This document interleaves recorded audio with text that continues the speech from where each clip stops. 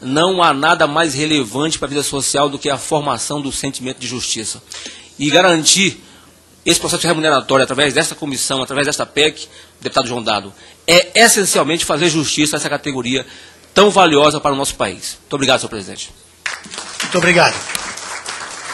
Eu vou conceder a palavra ao doutor Alan Nunes, para, em nome do fórum, usar a palavra por 10 minutos. Eu aviso com 8 minutos, faltando 2.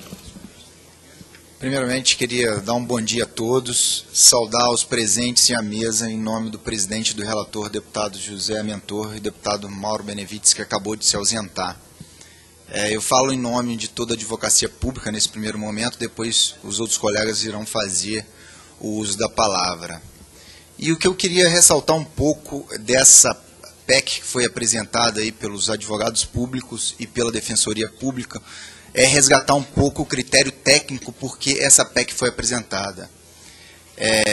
O Brasil colonial e o Brasil império não tinham uma divisão muito clara das atividades jurídicas. No Brasil colonial, no Brasil império, até a Constituição de 1822, entendeu? Não tinha a clássica divisão entre os poderes. Então a gente tinha um cargo que foi nominado por diversas vezes de maneira diferente, em que muitas vezes se confundia a atividade do magistrado, se confundia a atividade do advogado público, se confundia a atividade da defensoria pública num mesmo cargo.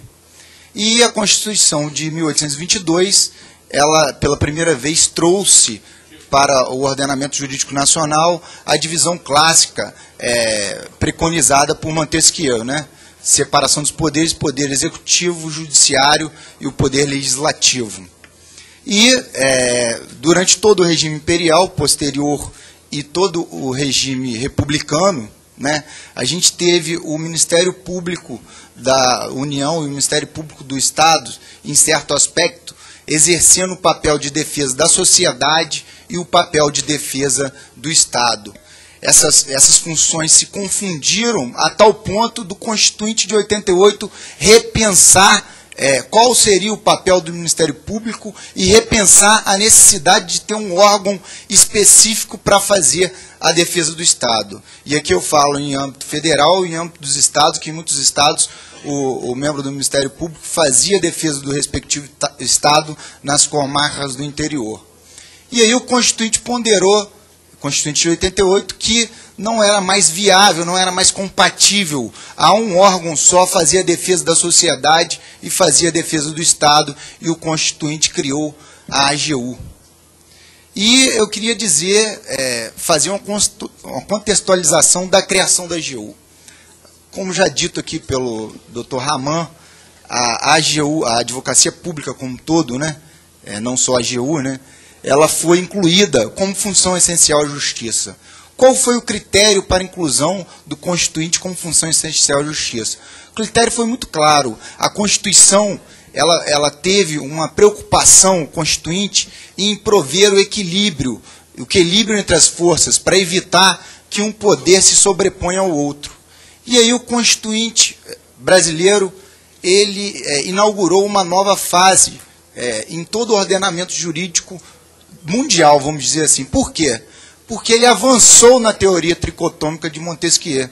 Ele não estava mais satisfeito com a divisão de poderes estabelecida na época da monarquia, na época do absolutismo europeu. E ele entendeu que para o exercício desse equilíbrio eram necessários não só os três poderes, naturalmente, né, poder judiciário, poder executivo e o poder legislativo, mas um outro poder, que podemos nominar assim. Qual é esse novo poder? É o capítulo 4 do título 4, que são as funções essenciais à justiça. E entre as funções essenciais à justiça, a gente tem o Ministério Público, a Advocacia Pública e Defensoria Pública. E na construção das funções essenciais de justiça, o Constituinte não fez nenhuma prevalência, nenhuma hierarquização entre esses órgãos. O Constituinte tratou da mesma maneira esses órgãos. E só para deixar claro isso, vou citar um exemplo. O artigo 29, parágrafo 2º do ADCT, ele possibilitou aos membros do Ministério Público Federal, que faziam antes a defesa da União, a escolherem o ingresso na carreira que estava sendo constituída naquele momento, que era a Advocacia Geral da União. Quando o Constituinte possibilitou a qualquer membro do Ministério Público Federal que fazia defesa do Estado e defesa da sociedade o ingresso naquela carreira, ele queria dizer que as respectivas carreiras tinham que ter tratamentos isonômicos, e isso não está acontecendo. E aqui eu vou além. Essa questão que muito debatida posteriormente à Constituição, de que o Ministério Público seria um quarto poder. Com a devida vênia, o Ministério Público não é o quarto poder. Como eu já disse aqui, o quarto poder são todas as funções essenciais da justiça. Elas foram construídas para garantir o equilíbrio entre os poderes, para não haver uma prevalência de um poder sobre o outro. E essa comunhão que a gente vem trazer aqui na PEC 443 e outras PECs que estão tramitando aqui no Congresso Nacional, que é o quê? Trazer o tratamento isonômico entre as funções essenciais da justiça, o que hoje a gente não verifica na realidade. Então, a gente tem que deixar muito bem claro o que o Constituinte traçou com a criação dessas instituições e desses órgãos. E aí eu vou além no viés de função essencial à justiça. Que justiça é essa? Justiça, que o Constituinte quis dizer, não é justiça prestação jurisdicional, não. Seriam órgãos que seriam responsáveis por garantir o equilíbrio, por garantir a isonomia, por garantir um Estado justo, por garantir o Estado democrático de direito na sua maneira, no sentido lato, que a Constituição e as leis sejam respeitadas. Foi esse que o viés que o Constituinte quis traçar para essas funções. E aí, no menor, no quer dizer da advocacia pública, a gente tem alguns traços específicos. A advocacia pública, ela exerce não só a defesa do Estado, mas a defesa de toda a sociedade brasileira, porque é o advogado público que vai fazer o controle prévio de constitucionalidade e legalidade de todos os atos da administração pública. E aqui eu não falo só em âmbito federal, não. Falo no âmbito dos estados e dos municípios. Para vocês terem ideia, o orçamento de 2010, ele contemplou, somando os valores da União, dos estados e dos municípios, o valor de 2,2 trilhões de reais. E o advogado público todo ano é responsável por todos esses valores, porque todos esses valores vão passar, bem ou mal, para a execução de alguma política pública. Então o advogado público vai estar lá fazendo o controle de constitucionalidade, controle de legalidade na aplicação de todos esses valores. Isso sem falar em defesa de outras causas que não tem nem valor pecuniário, né? Entendeu? Diversas outras causas. Então eu queria ressaltar, não é só aspecto econômico que a gente está tratando. É um aspecto que o Constituinte traçou e que a gente vem trazer para a PEC 443 a necessidade de reforço desse tratamento. E aqui eu posso dizer também que a gente vem aqui tentar justificar que hoje a gente tem 17 estados tendo tratamento equânime entre as funções essenciais de justiça. E a União não implementa esse objetivo. A gente tem a União, ela gasta apenas 5,2% do seu orçamento, entendeu, para pagar o funcionalismo público.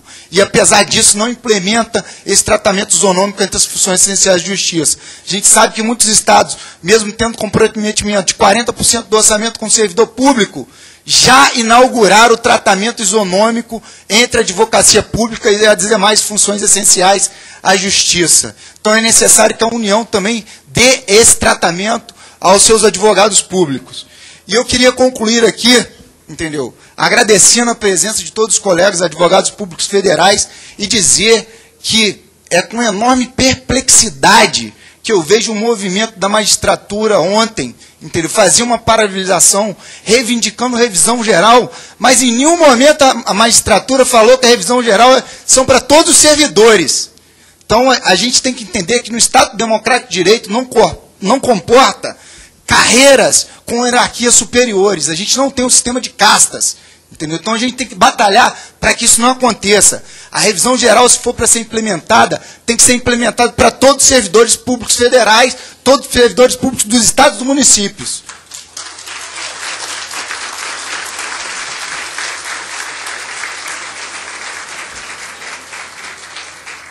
E em certo aspecto é isso que a Advocacia Pública e a Defensoria Pública vieram buscar quando apresentaram esse projeto e defende um Estado brasileiro aí mais forte. E obrigado aí pela paciência, nobre deputado. Muito obrigado. Eu concedo a palavra por 10 minutos para o doutor Carlos Eduardo Sobral. Com 2 minutos eu aviso.